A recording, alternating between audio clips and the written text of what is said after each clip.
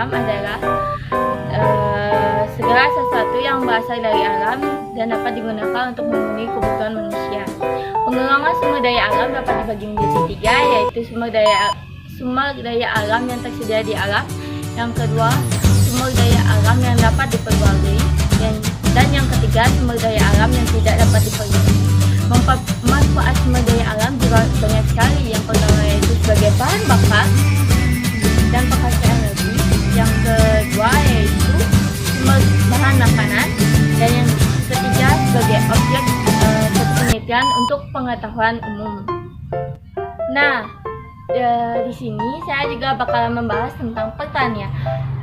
Kenapa sih Indonesia disebut negara agraris? Karena Indonesia memiliki lahan yang luas dan sebagian besar rakyat Indonesia memanfaatkannya sebagai lahan pertanian. Nah, pertanian itu apa sih? Pertanian merupakan suatu jenis kegiatan produksi yang berlandaskan proses pertumbuhan dari tumbuhan dan hewan. Dan gelombang peradaban pertanian dibagi menjadi tiga, yaitu peradaban pertanian tradisional, yang kedua peradaban pertanian konvensional, dan yang ketiga adalah peradaban pertanian berkelanjutan. Nah, selanjutnya kita bakalan bahas tentang pertambangan. Pertambangan adalah sumber daya alam yang mengangkut sumber daya alam yang dimanfaatkan sebagai bahan tambang. Jenis-jenis bahan tambang yaitu aluminium adalah logam putih perak dengan struktur ringan. Selanjutnya yaitu pariwisata. Pariwisata adalah fenomena sosial budaya ekonomi yang melibatkan perpindahan orang dari suatu negara ke negara lainnya dengan tujuan individu, pekerjaan, atau bisnis. Nah, kondisi wisata di Indonesia itu beragam sekali dan digolongkan menjadi tiga, yaitu wisata alam yang masih tempatnya itu berkaitan dengan alam atau belum disentuh oleh manusia di dalam perbaikan pariwisata tersebut. Contohnya seperti hutan pinus dan lain-lain.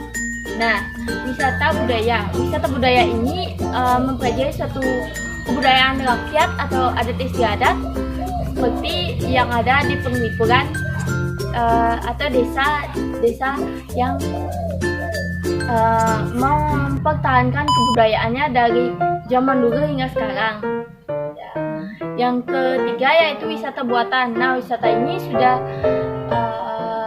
dikembangkan oleh manusia, dan wisata ini dapat dimanfaatkan sebagai pariwisata yang juga digabungkan dengan wisata alam.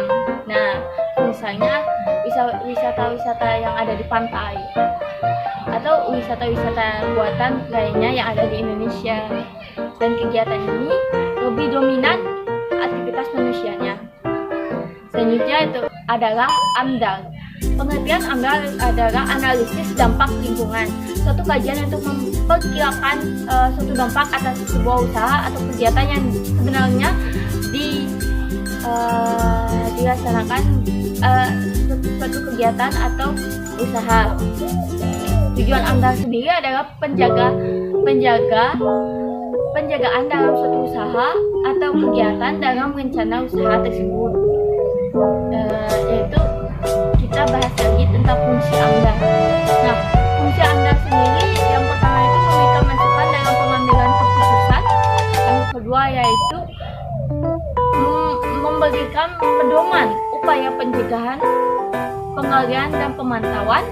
Yang ketiga yaitu memberikan informasi dan data bagi perencana pembangunan suatu wilayah. Terus manfaat AMDAL sendiri yaitu menghemat penggunaan sumber daya alam pastinya. Yang kedua, menjalin aspek berkelanjutan dalam proyek pembangunan. Dan yang ketiga, kemudahan dalam memperoleh kredit bank.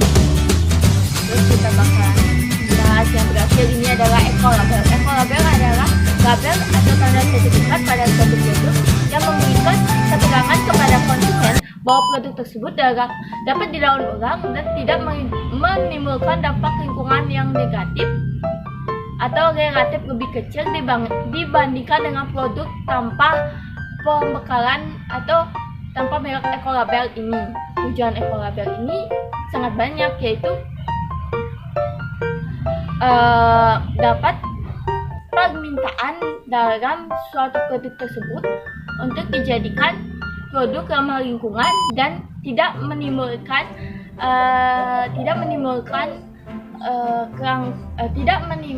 kerusakan pada sumber daya alam yang ingin dijadikan suatu usaha.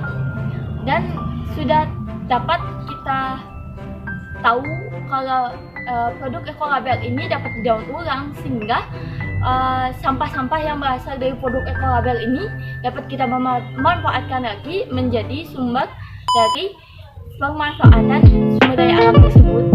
Nah, jadi sekian dari saya tentang pengelolaan sumber daya alam di Indonesia.